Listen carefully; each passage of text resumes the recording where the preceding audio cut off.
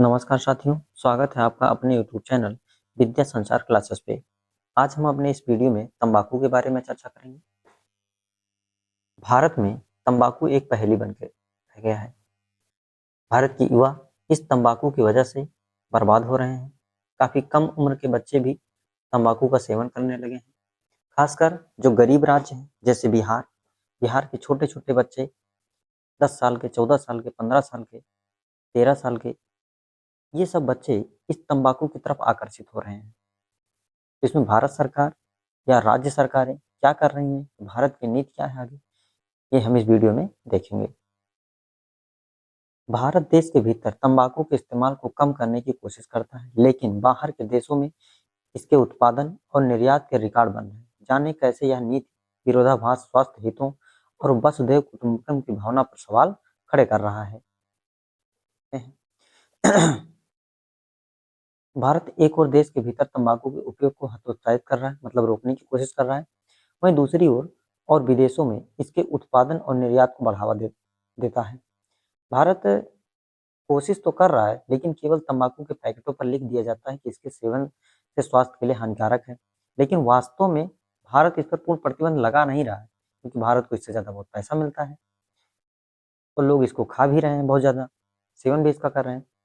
यह दोहरी नीति न केवल वसुधैव कुटुंबकम की भावना को कमजोर करती है, बल्कि रोकी जा सकने वाली स्वास्थ्य हानि को भी दूसरे देशों में निर्यात करती है। तंबाकू कैंसर के लिए बहुत जिम्मेदार है। जो लोगों में, मतलब मुंह के कैंसर, फेफड़े कैंसर या जो भी कैंसर हो रहे हैं, तंबाकू उसमें एक अहम योगदान देता है। 2019 में किए गए ग्लोबल यूथ टोबैको सर्वे के अनुसार भारत में 13 से 15 वर्ष के आयु के 2.8%, आंकड़ा देखिए, 13 से 15 वर्ष की आयु के 2.8% बच्चों में ई सिगरेट के इस्तेमाल की बात स्वीकार की। इसी वर्ष भारत सरकार ई सिगरेट पर प्रतिबंध लगाया। भारत सरकार ने क्या किया, इसी साल ई सिगरेट पर प्रतिबंध लगाया ताकि युवाओं को इसके दुष्प्रभाव से बचाया जा सके। यह प्रतिबंध इसलिए भी जरूरी था क्योंकि ई सिगरेट निकोटीन की लत और आगे चलकर धूम्रपान की ओर ले जाने का रास्ता बनाती है।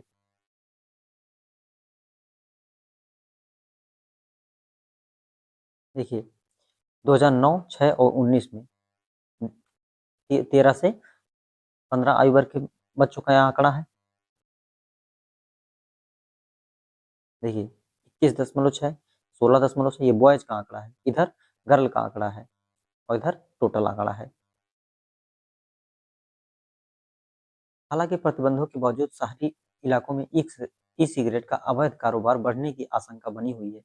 ई सिगरेट ज्यादातर शहरों में है, जिससे युवाओं का इसके आसानी पहुंच हो रही है। वर्तमान में चल रहा ग्लोबल एडल्ट टोबैको सर्वे, जो 15 वर्ष उससे अधिक आयु की आबादी को कवर करता है, देश में ई सिगरेट के मौजूदा इस्तेमाल की स्पष्ट दीवार तस्वीर देगा। इससे पहले में 2016-17 में पाया गया था कि केवल 0.2% लोग ही ई सिगरेट का इस्तेमाल करते हैं। केवल क्या था, 16-17 में, आज के लगभग 8-9 साल पहले 0.02% लोग इस्तेमाल करते हैं और आज कितना पहुंच गया आंकड़ा, 2.8% ये आंकड़ा पहुंच गया है। अब देखते हैं 15 से 49 वर्ग के लोगों में तंबाकू का सेवन का रुझान क्या है।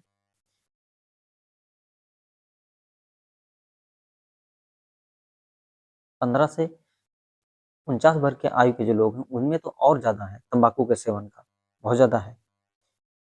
2019 में ई सिगरेट पर लगाए गए प्रतिबंध युवाओं, विशेषकर बच्चों, तंबाकू के सेवन को कम करने की दिशा में भारत का एक मजबूत और सराहनीय कदम था। बीते वर्ष में भारत ने तंबाकू नियंत्रण के कई ठोस नीतिगत कदम उठाए। स्कूलों के पाठ्यक्रम में तंबाकू के नुकसान से जुड़ा विशेष इसे जोड़ा गया ताकि बच्चों में शुरू से ही सही सोच विकसित हो। मीडिया, सिनेमा के माध्यम से जागरूकता अभियान चलाए गए, जिससे लोगों तक इसके स्वास्थ्य जोखिम की जानकारी पहुंचती रहे। नशा छोड़ने के प्रयासों को समर्थन मिला। इसके साथ ही तंबाकू की बिक्री और प्रचार पर सख्त नियम बनाए गए, जिससे बच्चों की पहुंच सीमित रहे। इन प्रयासों का असर यह हुआ कि पिछले 2 दशकों में न केवल युवाओं को बल्कि वयस्कों में भी तंबाकू के उपयोग की उल्लेखनीय कमी आई है। हालांकि भारत इसमें कुछ सुधार कर रहा है कि बहुत से युवाओं में कमी आई है, लेकिन क्या ये केवल आंकड़ों पर कमी आई है या रियल धरातल पर भी कमी आई है, ये भी पता नहीं है सही से, क्योंकि बिहार जैसे राज्यों में छोटे-छोटे बच्चे बहुत ज़्यादा तंबाकू का सेवन कर रहे हैं।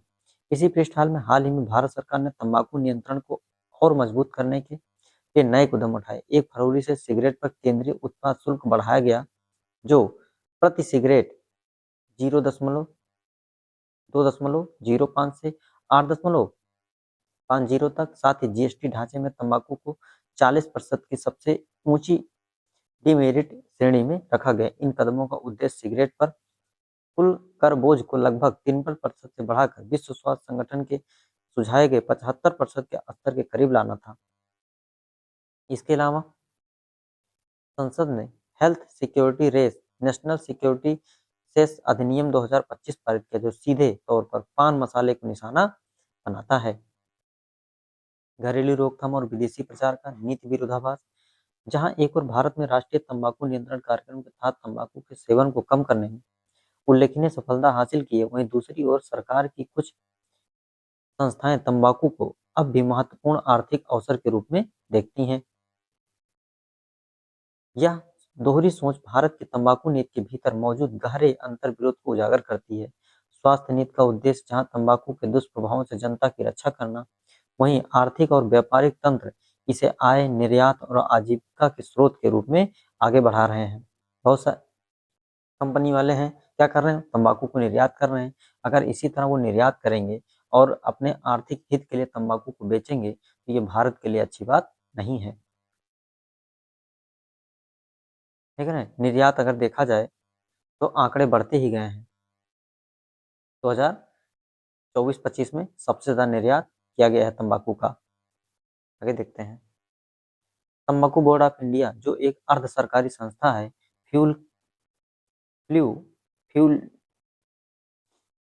क्या लिखा है, फ्यूल्यू क्योरड वर्जिनिटी तंबाकू के उत्पादन, नीलामी और विपणन को नियंत्रित करता है। बोर्ड की भूमिका केवल नियामक तक सीमित नहीं है, बल्कि यह तंबाकू की खेती को प्रोत्साहित करने में भी सक्रिय है। इसके अंतर्गत किसानों को प्रत्यक्ष, अप्रत्यक्ष सब्सिडी, तकनीकी सहायता, अनुसंधान सहयोग और बाजार तक सुनिश्चित पहुंच जैसी सुविधाएं दी जाती हैं। साथ ही बोर्ड का एक प्रमुख उद्देश्य भारतीय तंबाकू के निर्यात को बढ़ावा देना भी है। साथ ही हाल के वर्षों में भारत से तंबाकू और तंबाकू उत्पादों का निर्यात तेजी से बढ़ा है, जिससे भारत विश्व के बड़े तंबाकू उत्पादक और निर्यातक देशों में शामिल है। भारत दुनिया के विश्व के बड़े तंबाकू उत्पादक और निर्यातक देशों की सूची में शामिल है। भारत की तंबाकू नीति कई मंत्रालयों, सरकारी स्तरों में बटी हुई है। स्वास्थ्य एवं परिवार कल्याण मंत्रालय तंबाकू नियंत्रण, उपभोग में कमी पर जोर देता है, जबकि वाणिज्य, कृषि, वित्त से जुड़े विभाग राजस्व, निर्यात, किसानों की आय जैसे पहलुओं को प्राथमिकता देते हैं। इस बहुसंस्थागत ढांचे के कारण स्वास्थ्य हितों और व्यापारिक हितों के बीच लगातार टकराव बन रहा है। सरकार यह भी दावा करती है कि तंबाकू बोर्ड का उद्देश्य केवल तंबाकू की खेती को बनाए रखना नहीं, बल्कि दीर्घकाल में किसानों को वैकल्पिक फसलों की ओर ले जाना। इसी क्रम में 2019 में तंबाकू बोर्ड ने तंबाकू की खेती को चरणबद्ध तरीके से समाप्त करने की अपनी प्रतिबद्धता दोहराई थी। बोर्ड ने यह भी कहा कि वह केंद्रीय तंबाकू अनुसंधान संस्थान के साथ मिलकर किसानों के लिए आर्थिक रूप से टिकाऊ वैकल्पिक फसलों और आजीविका विकल्पों पर काम कर रहा है।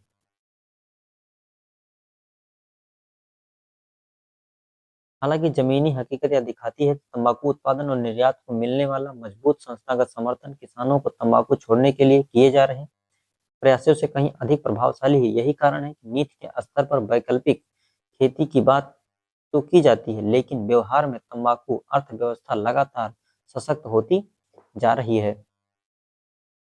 इसके साथ ही कृषि एवं किसान कल्याण मंत्रालय ने राष्ट्रीय कृषि विकास योजना के तहत फसल विविधीकरण कार्यक्रम शुरू किया, जिसे 2015-16 से 10 तंबाकू उत्पादक राज्यों में लागू किया गया। इसका उद्देश्य तंबाकू किसानों को दूसरी फसलों की ओर प्रेरित करना था, लेकिन इसके बावजूद भारत में तंबाकू की खपत घटने के बाद भी इसका उत्पादन लगातार बढ़ता रहा। दशकों के आंकड़े दिखाते हैं कि तंबाकू की खेती के क्षेत्रफल में कोई अस्थायी कमी नहीं आई। यह इस बात का संकेत है कि वैकल्पिक फसलों की योजना उतनी प्रभावी नहीं है जितना कि तंबाकू उत्पादन और बाजार को मिलने वाला तंबाकू मजबूत सरकारी समर्थन है। सरकारी सहायता, अनुसंधान और आधुनिक तकनीकों के व्यापक उपयोग से तंबाकू की खेती की उत्पादकता लगातार बढ़ी है। बेहतर बीज, उन्नत सिंचाई व्यवस्था, वैज्ञानिक खेती पद्धतियों ने प्रति हेक्टेयर उत्पादन को अधिक लाभकारी बना दिया है। जब किसी फसल से कम लागत में अधिक आय मिलने लगती है, तो किसान स्वाभाविक रूप से उससे जुड़े रहना पसंद करते हैं। ऐसी स्थिति में तंबाकू छोड़कर वैकल्पिक फसलों की ओर जाना किसानों के लिए जोखिम भरा और कम आकर्षक प्रतीत होता है। फलस्वरूप तंबाकू से बाहर निकलने की प्रक्रिया अधिक कठिन हो जाती है। आज स्थिति यह है कि सिंचाई सुविधाओं और खेती के विकल्प बढ़ने के बावजूद तंबाकू को एक व्यवहार आजीविका के रूप में बनाए रखा जा रहा है। वाणिज्य और उद्योग मंत्रालय के अनुसार भारत दुनिया का दूसरा सबसे बड़ा तंबाकू उत्पादक और निर्यातक देश है। मंत्रालय का यह भी दावा है कि पिछले 5 वर्षों में तंबाकू किसानों की आय दुगनी हुई है।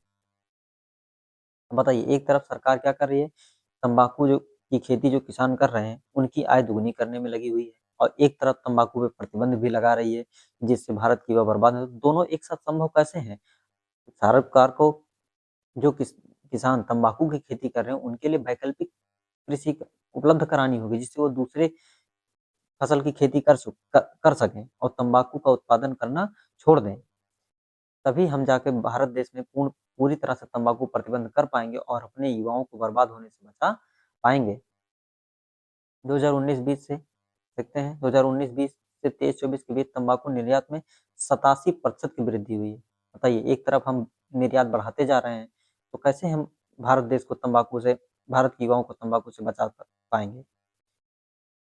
वसुधैव कुटुंबकम के संदर्भ में नैतिकता पर सवाल।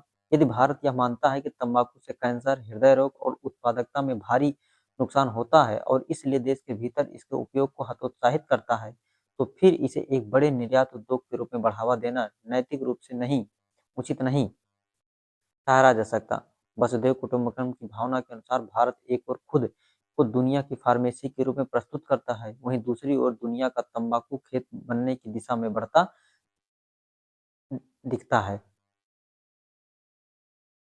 हाल ही में स्वास्थ्य एवं परिवार कल्याण मंत्रालय के तहत राष्ट्रीय चिकित्सा विज्ञान अकादमी 2025 की रिपोर्ट में तंबाकू बोर्ड और केंद्रीय तंबाकू अनुसंधान संस्थान को चरणबद्ध तरीके से समाप्त करने की सिफारिश की। भले ही यह तुरंत संभव न हो, लेकिन अब समय आ गया है कि सरकार एक समयबद्ध अंतर मंत्रालय रणनीति के तहत तंबाकू नीति को स्वास्थ्य, कृषि, ग्रामीण विकास के लक्ष्यों के साथ एक रूप करे।